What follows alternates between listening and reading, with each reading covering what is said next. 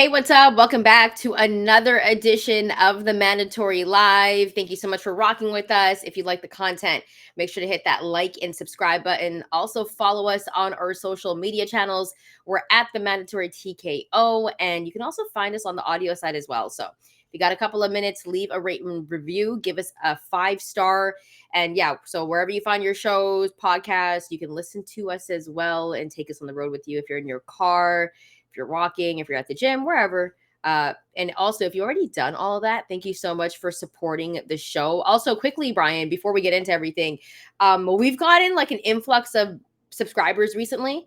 And we just want to say thank you for everyone that has subscribed, that has, liked a video, left a comment, because that helps the show grow. And we definitely do appreciate you guys.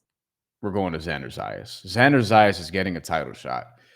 As expected, we said it here. I said it here on this show. I don't remember how many weeks ago it was, but it was probably after Xander Zayas' last fight. And then it was like he's a mandatory contender and he could fight Sebastian Fedora next. And I was like, one of two things are going to happen. Sebastian Fedora is actually going to take this fight, unlikely, or Sebastian Fedora is going to vacate the title and Xander is going to fight for the vacant WBO, the top rank special, for the championship against whoever the other top contender is. It was going to be Charles Conwell. Charles Conwell messed up the opportunity by losing to Jorge Garcia. And now, perfect storm of events. Xander Zayas, Jorge Garcia, vacant WBO title, officially announced. It's going to be in New York City. Let me pull up the press release. The press release was in my email, but I'm not going to share it from my email because I have so many unread emails. Are you like one of those guys that's like 3,000? No, I have 20,000. Oh my god, that's worse than mine. Mine's like 3,500. That's terrible. That's worse than mine, dude. I have more than 20,000 unread emails in my main email. That's not even my backup email. I have multiple backup email accounts. It's just He's got burner accounts, guys. It's a mess. He just told us. No, because I have one that's like a dumping ground where it's like, like you go to the mall and they're like, "What's your email?" and then you give that one, right? Yeah. It's literally a secondary email account. Drop how many unread emails you have in your email accounts. Let us know that we're not the only unorganized ones. Let us know, guys. So July, by the way, stacked month. We talked about this already a little bit. You have the Amanda Serrano, Katie Taylor 3 card at the Garden.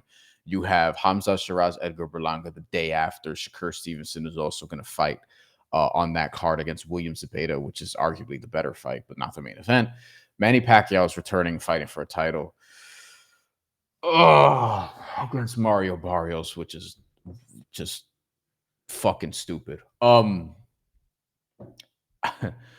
There are other fights that month, and this is one of them. I lost my train of thought after I was reminded of the Manny Pacquiao. He should not be fighting for a title. He hasn't won in 6 years. Wait, hold up. Afro Soul says every iPhone user I know has no less than 2K unread emails. Yeah, like I don't know why. Like it's just it's a thing. I have an Android. Championship ranks Puerto Rican star Xander Zayas to battle Mexico's Jorge Garcia for WBO junior middleweight crown July 26 at the theater at Madison Square Garden. So I will try to go, obviously. We're not going to read this entire thing, but here's the main portion of it. Zayas will take on upset-minded Mexican puncher Jorge Garcia, vacant WBO title. More on this card, by the way, because there's more from the card that got announced, and I also have it pulled up here. In the co-feature, Bruce Shushu Carrington will take on unbeaten Nambian Mateus Heita.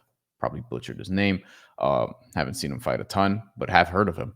Will collide for the interim WBC featherweight championship. So Bruce Carrington is getting a title shot too. It's an interim title shot, but he's getting a shot now.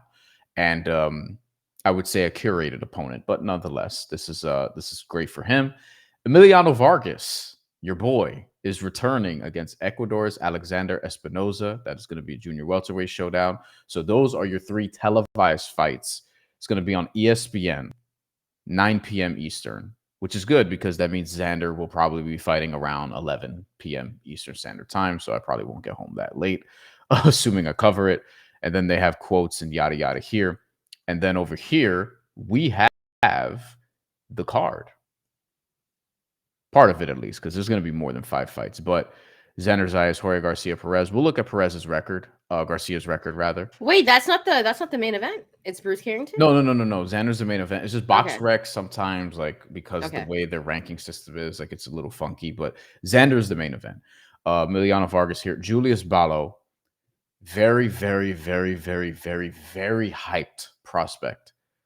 Not saying he's going to be great or whatever, but like I don't know how he's going to be as a pro. We'll see. I don't get the sense that he's going to record a lot of knockouts. Very hyped prospect. He was supposed to make his debut already. He got injured. They pushed it back. Presumably, he's going to make his debut on this card. And Juanma Lopez de Jesus, who had a controversial win actually in this last fight, 2-0. He's going to be back on this card. So, initial thoughts, Shantelle. What do we think? Xander's getting the shot against Jorge Garcia, who's lost to Carlos Ocampo in the past, but he beat Charles Conwell. What do you think? This is a tough fight for Xander Zayas. I don't think it's a layup for him, but I think we all kind of knew that he was going to get a shot, and now it's happening because Sebastian Fundora ended up vacating his title, and there was talks that he was Sebastian Fundora's mandatory, if I'm not mistaken, at one point. That was the fight that was supposed to go down. Yeah. Yeah, he was. And then and instead of fighting Xander Zayas, he vacated the title, which I predicted. Because which is wild, guys, because like he wants to fight Tim Tszyu again. I know, but like I swear the bigger fight would be Sebastian Fundora and Xander Zayas, because like Mexico, Puerto Rico, I would have loved to see it. I think it'd be a really good matchup. And I think those matchups, when you think about those rivalries, are always the best. I get why he's having this rematch with Tim Tszyu. And, you know, after Tim Tszyu seemed like he was kind of falling off a little bit. I don't get this rematch with Tim Tszyu, actually. Well, I think there's money there because they'll probably do it in Australia, right? I get, but here's the thing, like, okay, maybe I understand it. Actually, and then also, wait, hold on, and also remember, I truly believe if Tim Tszyu didn't get cut, because remember there was that nasty cut that happened when their heads clashed. That's why I think the fight would have went different, and that's just me, but I do think that Sebastian Fundora finally fought like how I wanted him to fight in that fight. Like, he wasn't trying to box on the inside the whole time. He was using his length and his size and fighting at a distance. And I think that bode very well for him. But I still believe if Tim Tszyu did not have that head clash and have all that blood coming out, it'd be different. Because he was like, remember wiping his blood out of his eyes? It was bad. It was bad. I agree with you, by the way. But I also think in looking at this, like, Coach Mario leaves a comment I want to get to. But I would also say something similar about Tim Tszyu, just from the standpoint of he just beat Joey Spencer after getting knocked out twice, or after getting knocked out by Murtazayev and then losing to Fundora before that. So he gets a title shot immediately because, you know, he won an Intercontinental title. WBO one. He's not fighting for the WBO title, but like it's just a little confusing as to how we got here. But at Fundora, I mean, he's, I think, playing with fire with choosing this rematch. But okay, I mean, all right. Xander Zayas gets the title shot. Now, in terms of the ranking question about it, let's actually pull up the rankings. We're going to do this right now. And also, let's pull up Coach Mario's comment and then get to the rankings. And by the way, Coach Mario, good friend of the show, thanks for joining us on the live. We always see your comments and we appreciate you supporting. So, completely covering my face, but it's fine. Zayas is not ready for any of the top champions at 154. How is he ranked number 1? He hasn't fought any top 10 opponent or former champion. Slava Spomer was ranked in the top 10. And I know at one point he was ranked higher than Xander Zayas in the IBF, but I think as Zayas kept winning, that flipped. And that was his most recent opponent. I don't know if he's not ready for any of the champions. Looking at the rankings here, like, by the way, against Fundora in particular, like, that's not a fight where I would fear for Xander Zayas. The ones otherwise, it's like Murtazayev. Yeah, that's a little shaky. Yo, that's a tough fight. Like, don't sleep on him. To be fair, though, I also don't think he'd fight the way Tim Tszyu fought, which is basically like, yo, I'm Tim Tszyu, I'm all action also, and I'm gonna just run through this guy. And Murtazayev was like, are you fucking kidding me? Like, it got him out of there in 3 rounds. I think Xander Zayas would navigate that differently. I don't know if he'd win that fight, but I think he has enough boxing ability to have at least a smarter game plan than Tim Tszyu. In the rankings, I mean, look, Charles Conwell was up there and he's dropped to number 10. You see it right here. Jorge Garcia is number 2. This is kind of what it is. And Coach Mario, you know this. If you're a top rank, the WBO is a very favored organization. You know what I mean? Even Miguel Cotto's first title, as he was coming up through the ranks, albeit he fought better competition, he won a WBO title. I think he even entered second for that fight. I will say, though, that I think this is a tough fight for Xander Zayas. A very tough fight. I don't think it's going to be a layup for him. And I think his performance in this one matters.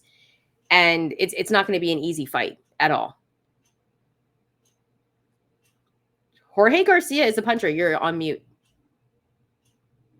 You're still on mute. My bad. I thought I flipped it. Actually, I wasn't on mute, then I muted myself. This is great. So we both done it on this show at least once. Jorge Garcia, 33-4, 26 knockouts, no doubt a puncher. Also in his prime years, presumably. Look, you want to train like a Nick this summer?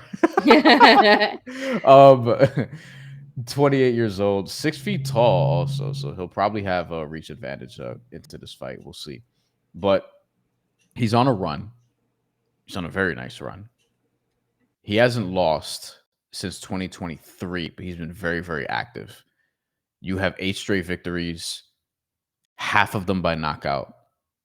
And also, before this, as I mentioned earlier, he had lost to Carlos Ocampo, which is probably the most high profile. But he's also very tough. Let's keep that in mind. He's extremely tough. Like, this is not going to be a layup for Xander. Xander's going to have to break him down round by round. But I actually like Jorge Garcia's fight style, obviously. He's a tough Mexican fighter. Yeah. So I'm actually really excited for this fight. And I think it's a very good fight. And then if Xander is able to get it done, I'm not even counting out Jorge Garcia, though, because, like I said, tough fight. But I think there's some really interesting fights to be made at 154 pounds then, Bryan. He's never been stopped. And I think this is another thing like people are worried about. Like before, I'm like, Xander has everything but knockout power. He has some pop in his punches, but he's not somebody he's an accumulation of punishment, break you down type of finisher if he's going to finish you. But I think he's going to win a good amount of decisions. So that's sort of the question I have about Xander is like, as you get to this world-class level now, how are you going to be able to handle a Virgil Ortiz, assuming that fight happens? Conversely, for Virgil Ortiz, sign me up. Like that's the fight I want. That's the fight that I want as a fan. I want Xander Zayas. I want Virgil Ortiz. And you think about the rivalry, right?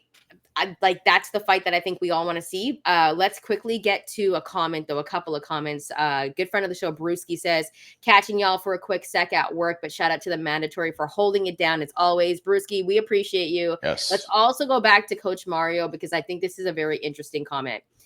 Do you guys think Zayas beats Bohachuk or Madrimov? I don't. Those are two really tough fights, but I think the trajectory for Xander Zayas is what you talked about right there, Bryan. He doesn't have that, like, he's not a knockout artist, but what he does is he breaks you down and he has all the skill in the world. That's a tough fight for him now because we haven't really seen Xander Zayas in massive fights. And I think those are very tough fights, but also very big fights. I think it would be close to say I want to see him against Jorge Garcia first. Mm-hmm. I think it could be both those dudes. To be honest with you.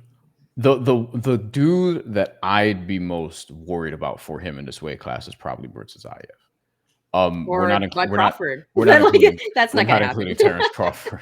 Yeah, we're not even including Terrence Crawford. Tellez is interesting. Fundora, WBC champion, Virgil Ortiz is the interim. Are they going to fight each other?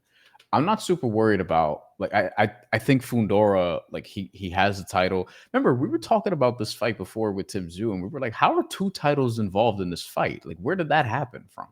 You know what I mean? Where Tim Tszyu had a title, and then all of a sudden this became a unification out of nowhere.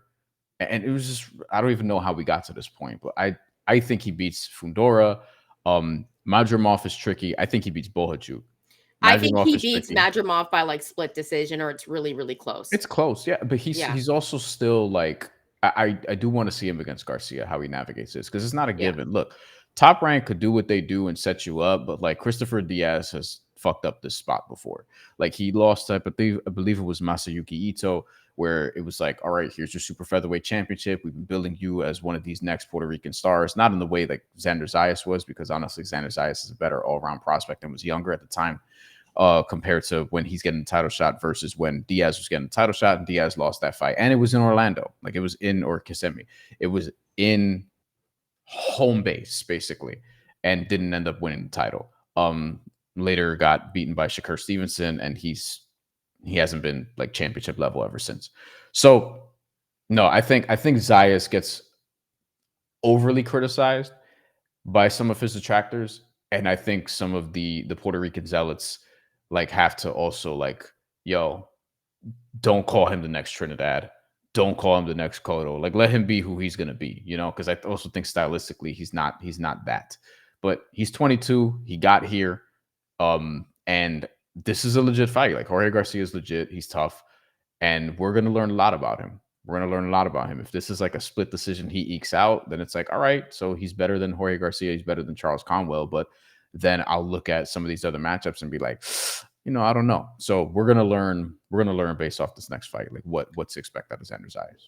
Yeah, and I don't think Xander Zayas is, you can consider him at this point like a prospect at all. Like it's been a few No, he's a years contender removed now. from that, right? Yeah. So I think what we're going to see from him in this fight is going to be the most interesting, because we're going to learn so much about Xander in this particular fight, because it's not going to be a layup for him. It's going to be a tough fight. Jorge Garcia is a tough dude, and it'll be interesting to see how Xander Zayas navigates it. And after we see that, I think we can kind of see how he might be able to fight a guy like Virgil Ortiz or something like that, because I don't know who I would pick in that fight. If, you know, and I think that's the fight to make. And I think they could give us a couple of fights between those two. That's how big of a fight I think that is. Yeah, Bryan, and Virgil Ortiz also fights like he's gonna run into somebody who's gonna outbox him at some point. And it's just a matter of whether or not that person is Xander Zayas. You have to have a chin to do it. But like I've seen Virgil Ortiz have close calls in the past. You know, his that's last why I fight. like him, though, to be Yeah. honest with you. No, Because but I think, but I'm saying like this expectation that he's gonna absolutely just run through Xander Zayas. no, Like no, no, I don't I'm think not so. there. I'm not there. I just don't know who I would pick in that fight. Right? That's my only issue for that fight. I know who I'm going for in that fight. I'm going for Virgil Ortiz, guys. I'm just gonna say it Yeah. right here, right? Yeah. And if you watch the show, like obviously I would go for Virgil Ortiz because that's the fight style I like. But I think I like Virgil because he does make mistakes, but at the same time he's been able to be resilient in those moments. I like the way he fights. I like the work rate, and he has the power. So it'll be interesting. And I think Xander Zayas fights in a completely different way. Super skilled, has a good jab. He does some great body work, and he kind of breaks you down round through round. And so I think it makes for an interesting fight. And I think that's the fight to make. But at this point, I just don't know who I would pick to win. But I know who I would be rooting for, essentially. I think Garcia is also an attempt to get him ready for Virgil. that. Not just him, but like those styles of fighters are what is at the top of 154 right now. Yeah. It's a lot of action guys. So Xander has to prove that he can outthink, outsmart, outbox those guys and also sustain their offense. So Garcia is going to be an interesting developmental test for that. I'm excited for this fight. Me too. Guys, drop your comments. Let us know what you think about this fight and how you might be betting it, who you're rooting for. And if you think Zayas matches up well against the top guys at 154 pounds, because I definitely think that's a conversation. Bryan, any final thoughts before we move on to the next subject? Just a quick glance to see if there are any odds up now that it's been announced. Oh, Xander Zayas minus 215. Okay, so they got this pretty close. So okay. they're like, listen, Xander's a favorite, but Not too it's big of pretty a close. favorite. And look, there's a world where he just can't take the offense. Like that can happen. I would lean toward him winning on points, but he has to be able to take the offense. And he can get his defense. He does some things really well, but he can also get hit. All right, so quickly, TJ, good friend of the show, says, hey TJ, thanks for joining us. Let's get back to Coach Mario. He's given some good content for us right now. So Bryan, I'll let you take this one away. I've been watching Zayas develop since he was a kid here in Miami. One hell of an amateur boxer, but as a pro, I don't think he's elite or ready for the elite. My own personal opinion. Great show, by the way. We appreciate it, Coach Mario. What I would ask you is, Do you think this is a situation where he's not ready today at 22, but could be ready at like 25? And this is a situation of him being rushed? Or do you think he's just not going to have that in him? You know, I would say right now he's one of the best guys in this 10 guys in this division. This fight will tell us if he's a top 5 guy in this division. I think probably just by I virtue of him having a title, but I we'll see. think the issue is that we just haven't seen him against the best competition. Right? Like we've seen Xander win fights. We never seen him lose yet. And we've seen the skill. I think we just haven't seen him against top competition, but now we're finally going to see it. So this is where we're going to learn if he's ready. He's still so young. And so I think there's, a little bit of space for him to obviously grow. But thank you, Coach Mario, for dropping that comment and for the kind words as well. And Brian. the other thing is just last part of this, because I know we're going long on this, but also the level of competition he's fought hasn't been amazing, but it's not like he's losing rounds either. That's the other thing. Like he's not out here like just scraping by. He didn't have a Charles Conwell performance. He hasn't had one like that in his career.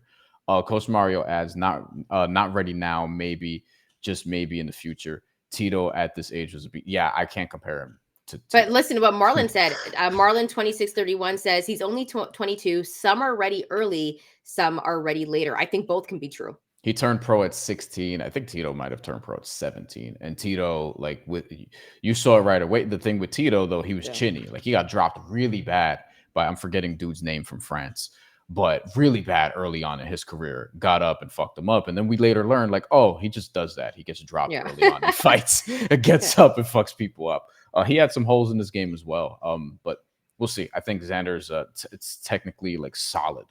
And we're gonna see like what level he gets to. I do think he's improving, but we have to see him be pushed more, and maybe Garcia's the guy to do it. You guys, I think the tough thing for Xander Zayas is that he's gonna get comparisons to guys like Tito and Miguel Cotto because everyone's waiting for the next Puerto Rican boxing superstar, even though it is Amanda Serrano. But like everyone's thinking about like who's next up, and there's so much of this added pressure, and then people want Xander Zayas to perform a certain way. And that's why you just got to let him be him. And we have to see him develop as a boxer. But I think, to be honest with you, I think he is going to be the most criticized and probably have the most pressure when I think about it, because of the names that are surrounding him. Yeah, it has to be the most pressure. Like, so that's another factor that I think has to be played in this, in his mental toughness, because when you're compared to those type of names, it's not easy, man. And people are expecting, great things from you. And he's so young. So I think he's handled it pretty well. Let's get over to Miles Livingston. Thank you for dropping a comment and joining us. He's a good fighter. He's kind of like an Elijah Garcia, though. In a low talent weight class, he could be champion, like how Mario Barrios is. I've always liked Mario Barrios, guys, but I get it. I think Xander is a lot better than people are giving him credit for, but I want to see him in this fight because I think he's very skilled. I think he has all the attributes to be a champion, and we just have to see it play out. Yeah, I think we did it. I think we can move to our final topic. I wouldn't say 154 is low talent necessarily, especially when compared with 147 and 160 right now. 147 is not popping right now, guys.